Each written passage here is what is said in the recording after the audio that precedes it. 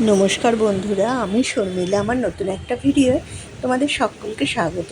তো দেখো, আজকে বর বলল একটু গরম গরম আলু ভেজে দাও, রুটি দিয়ে খাবো। তোকে সকালবেলা আজকে গরম আলু ভাজা আর রুটি এই দিলাম জলখাবারে, আর আমরাও তাই খেলাম। কেন একদম আলু ভেজে দিলাম গরম গরম, আর রুটি, গরম রুটি আর আলু ভাজা খেতে বেশ ভালোই লাগলো। ও আর আমাকে বললো যে তুমি অফিসেও মাঝে মধ্যে আমাকে টিফিনে আলু ভাজা আর রুটি দিও, খেতে বেশ ভালো লাগে। আর আমি দুপুরের জন্য পটল ভাজলাম, আবার ভাতের সঙ্গে খাবার জন্য কিছুটা আলুও ভাজলাম।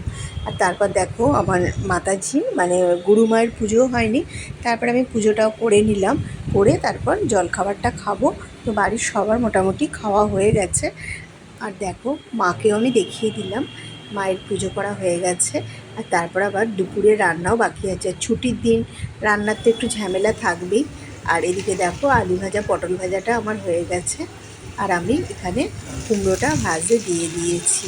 আর আজকে ভাজাভুজি বলতে আলু ভাজা, পটল ভাজা, কুমড়ো ভাজা, ডাল, আর ছোট ছোট যে ইলিশ মাছগুলো এনেছিল সেগুলো একটু সর্ষে, পোস্ত, দই দিয়ে এটা একটুখানি সেদ্ধ মতো, মানে যেমন ভাপা মতো হয় ওইরকম টাইপের করব।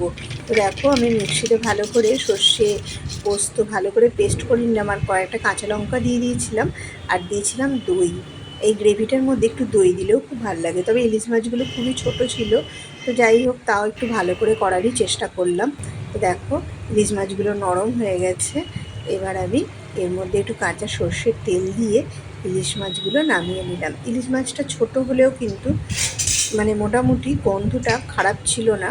আর আমি না খুব ফেসবুক আর ইউটিউবে দেখি সবাই এরকম কি সুন্দর ইলিশ মাছের এরকম লেজা মুড়ো দিয়ে ভর্তা বানায়, তাই আমি ভাবলাম আমি আজকে একটু বানিয়ে দেখি তো কেমন খেতে লাগবে।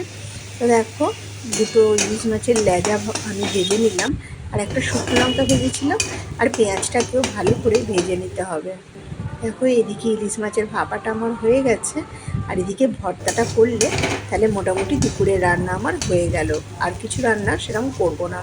তো দেখো, পেঁয়াজটাও ভালো করে ভাজতে হবে, বেশ একটু কড়কড়ে করে ভালো করে ভেজে নিলাম। আর এবার পেঁয়াজটা আমি নামিয়ে নিলাম। আর সব থেকে আসল ভর্তা বানাতে গেলে, বিশেষ করে ইলিশ মাছের লেজা দিয়ে ভর্তা বানাতে গেলে তো লেজাতে যা কাঁটা থাকে তা তো আর বলার কথা না। এই কাঁটা বাছতে গেলে অনেক সময় লাগবে। তো যাই হোক, ইচ্ছা গেল, তো ভাবলাম আজকে একটু ভর্তাটা বানাই। তো দেখো, এই ইলিশ মাছের লেজার কাঁটা বাছতে বাছতে আমার প্রায় অনেকটা সময় চলে গেছিলো।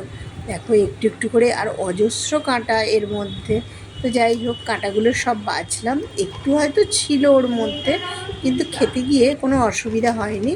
তো মাছের কাঁটাগুলো সব পরিষ্কার করে বেছে নিয়ে তারপর এর সঙ্গে যে শুকনো লঙ্কাটা দিয়েছিলাম সেইটাও আমি ভালো করে এর সঙ্গে মেখে নিয়েছিলাম।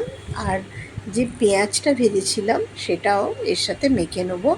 এবার মেখে নিয়ে দেখি কেমন খেতে লাগে, কেননা আমি এর আগে কোনো দিনই ইলিশ মাছের এই লেজা দিয়ে ভর্তা করে খাইনি। তো আজকে খুব ইচ্ছা গেল, তো দেখি কেমন খেতে লাগে। তো দেখো, শুকনো লঙ্কাটা আমি মেখে নিলাম, এরপর আমি এর মধ্যে পেঁয়াজ কুচিটা দিয়ে দিলাম।